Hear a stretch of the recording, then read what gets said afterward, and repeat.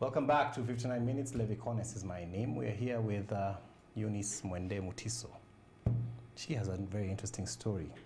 At the age of 23, was diagnosed with breast cancer and got a mastectomy, only for it to return when she was 26 years old. Yes? Yes. Mm-hmm. Yeah. And come back in a big way now. Yes. They were saying stage 4. And take us through that. So now you've had the news. What are they saying is the prognosis? What do you need to do with Okay. So again, because I didn't have I didn't know anybody who had had breast cancer stage 4 or any cancer stage 4. So what I knew as stage 4 cancer was what I was seeing on TV. You know, somebody who's completely ill and they are usually given, 6 months, 2 months to live. That is what I knew. So at that time, I started, I remember at the hospital I was in, I was doing the annual checkups. Yeah. I was told that, I was given, what is it called, an appointment to this medical oncologist. And at that time, I remember she was on leave and she was coming back, I think, after 2 days or so. But I was a bit nervous. So I said, let me just look for another oncologist I need to know, like, my prognosis, yes. So I went to one hospital that was my first time I saw this oncologist, and I asked her my prognosis, and she told me I had 1 year to live. So at that time, I just wondered, will it make sense to do the treatment? This is 2016? This is now last year. This is 2019? 2019, last year in December. And I remember when I was being told I have 1 year to live, it was the day before my 27th birthday. Oh dear. So I was just thinking, okay, so does it make sense to do these chemos and, the treatment and be sickly throughout the year and then die after 1 year? Or should I just, because I don't have any symptoms, should I just forget about the treatment and just enjoy my 1 year? And that's a hard thing to do for a 27-year-old. I know, but I was just thinking, because I had seen people suffering with the treatment and I didn't want that for myself. But, I think through, again, the support system, I came to make a decision and I started the treatment now in December, chemotherapy. I did chemo from December to April. I was supposed to do 6 cycles and then a review. But by the 5th cycle, I had quite a number of side effects which I was not handling very well. I was very sickly. So my doctor, now a different oncologist who I started my treatment with, she told me to do a review and see how the treatment is doing. I did the review and the treatment showed that the results came out showing that my body had, or rather the tumors were resolved completely. The ones on my neck and the mastectomy scar had already resolved completely, and the one in my lung had significantly resolved. That was good news. That was great news. After a long line of terrible news. Yeah, so at that time I was feeling really good. And I remember the first thing I thought was like, oh, thank God, no more medication, no more chemo or hospitals. So I thought, at that time I thought, I'll just be going for checkups and maybe the daily medications, only to find out that after every 3 weeks, I still had to go to hospital to get this medication called Herceptin. Yes. And then the daily medication. So, but at the same time, I was just thinking, you know what, let me concentrate on the silver lining. The results came back really good. The doctor was very impressed. And I always say it was my mom's fasting and praying which did the trick, because she's a very prayerful woman. Thank God for mothers. I know. They do that quite well. Yeah. Yeah, and I also felt like, it's also my my responsibility to be a bit positive, so that even the people who are surrounding me can also see that I'm hopeful. Yeah. You're fighting too. I'm also fighting. It's not only them. So that has been really helpful. And I'm telling you, I have been going to, like when I go to hospital, I'm always thinking, you know what, I'm going to look my level best. I'm going to put on makeup because I'm not letting this cancer ruin my life. I still have my life. Your choices. Exactly. Yeah. So yeah, I think, you know, other than taking medication and doing what your doctor is telling you to do, I think also your attitude plays a big role in recovery. Yeah, so this is me here. According to the first oncologist, next month I was supposed to be dying. I don't think that is happening because... It's not happening. It's not happening because I'm feeling very healthy and yeah, I'm very hopeful. And you're going every 3 weeks. Yes, I'm going every 3 weeks. Yeah. So this has also been a challenge because, you know, of course, going to hospital means, again, finances. Yeah. Initially I didn't have a medical insurance, but thank God last year, by the time I was being diagnosed, I had gotten a medical cover. So it has been paying some of my bills. But now the problem is with any pre-existing condition, there is a limit. True. You know, this also There's a cutoff point. There's a cutoff point. They're like, okay, this is it. You know, for every 3 weeks, I have to pay, or I have to raise at least 100,000 for the treatment and the medication. And this is excluding the scans and blood tests, you know, consultation. And for NHIF, for instance, they pay 4 sessions a year. My insurance pays 3.5 sessions a year, and I have to do 16 sessions a year. So it has been a struggle. And I have tried, for instance, to apply for other insurances companies which claim that they do cover cancer treatment for, you know, after a waiting period. I've applied for at least 7 right now. So far I've gotten 6 rejections. I'm waiting to hear from the 7th one.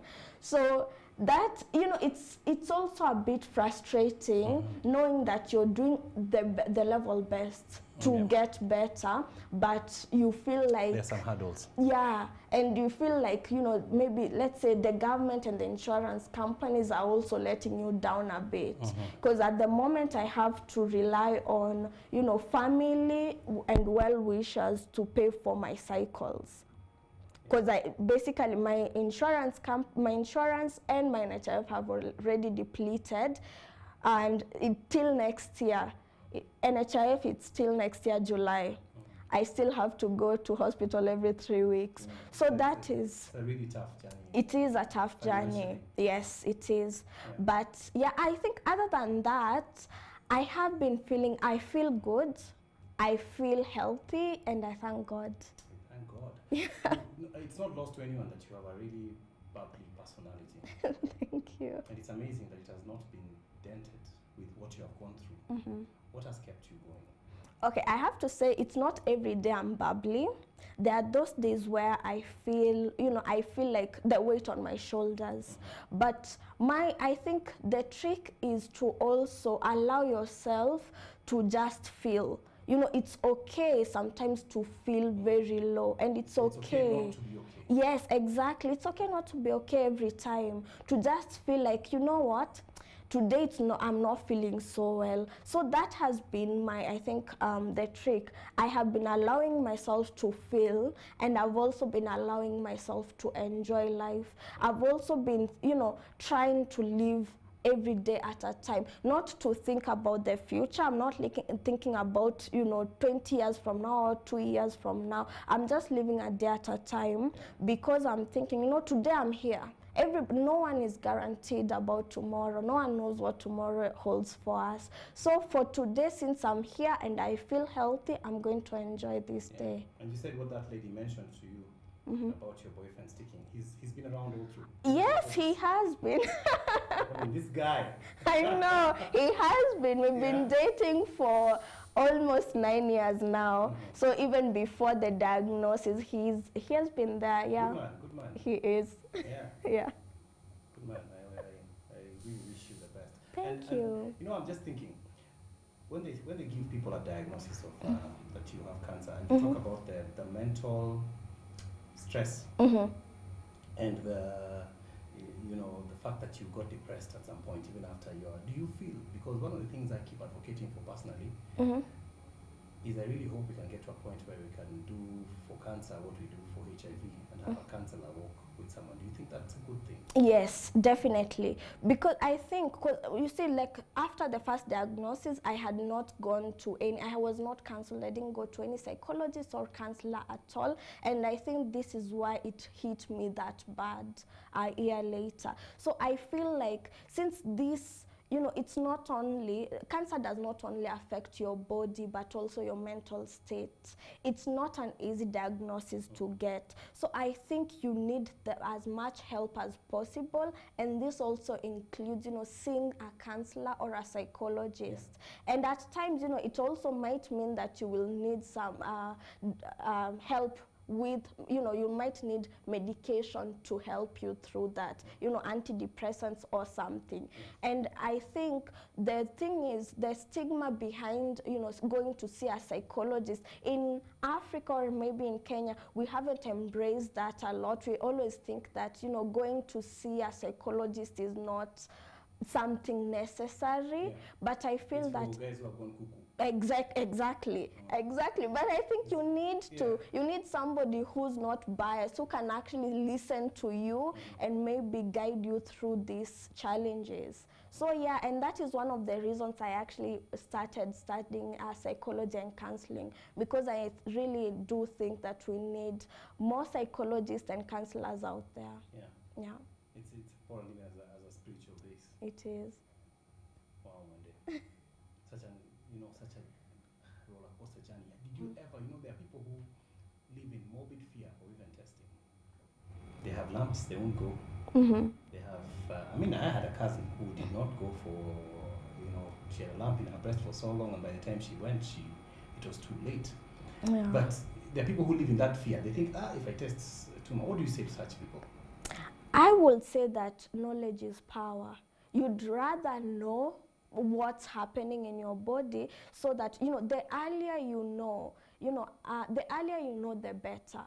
Early detection saves lives, and I will say that I know that fear. I also still have it. Like when I'm going for a scan and I'm waiting for the results, there's that anxiety you have, because exactly you don't know how the results are coming out. But I will say that there's also the power in knowledge, because like right now I know what I'm supposed to be doing, and it kind of gives me as much as I can't control what's happening with the cancer, but I can control what I can do to manage the cancer. So I will say that knowledge is power, and if they're having any lumps or any red flags whatsoever, it's good for them to go and get checked. And it doesn't mean that if you're having a lump you have cancer. Actually, I think is it more than 90% of lumps are non-cancerous. So it can just be, a cyst or something. So just, they need to go and get checked. What about the fear of death? How have you dealt with that? I have come to kind of embrace it, because I just thought, everybody at one point will, that is where I know. So no, it might be age, unfortunately it might be an accident or illness, but I just think that death is inevitable. But I try not to think about death as in, like when am I dying. Of course, there are some days where I think about death a lot, but I came to make peace with that. And that's why I was saying you need to live a day at a time. Because once you start stressing about death, I think you're even going to die faster, because, like, I'm just thinking, I know there's that fear, but just live a day at a time. Think, live in the present, and I think the rest will just work out on itself. How important has your family been to you in this journey?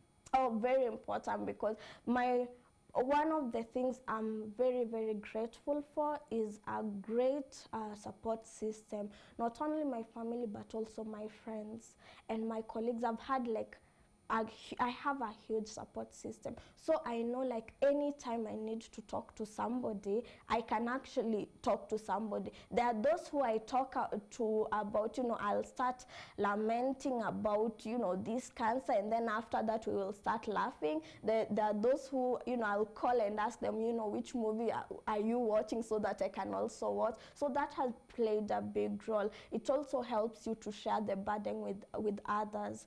So you're not weighed down alone. Makes you feel lighter. Yes. Including sharing like this. Yes.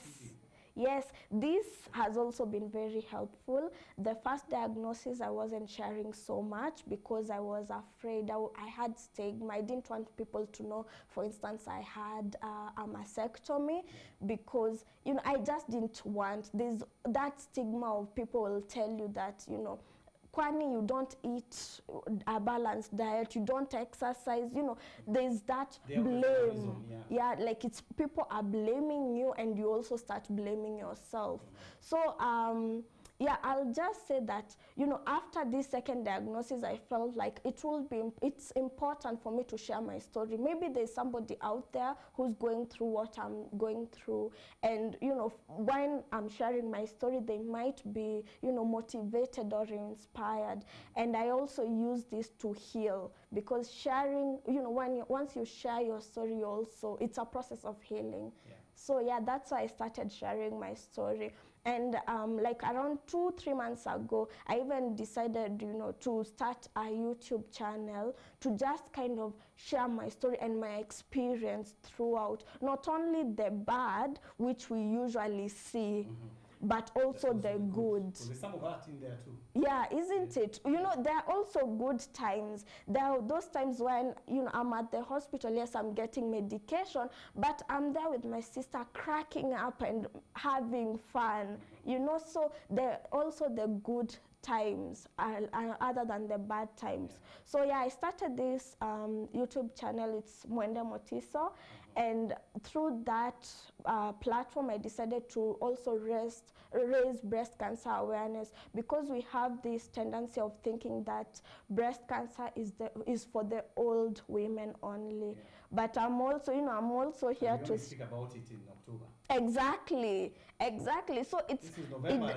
I know. Just come and talk, because it's still happening. True, because that is so true. Throughout the whole year, we still, you know, I'll still be having cancer. So it's good to be talking, to also just share. And through that platform, that's how I've also been fundraising for my treatment, to just show, because of all this, you know, fraud of people saying that they have, you know, we've been having all these cases of people pretending that they have an illness and then they're being fundraised for, and it's not true. So I've also, you know, that platform is also to show people that, you know, it's actually true.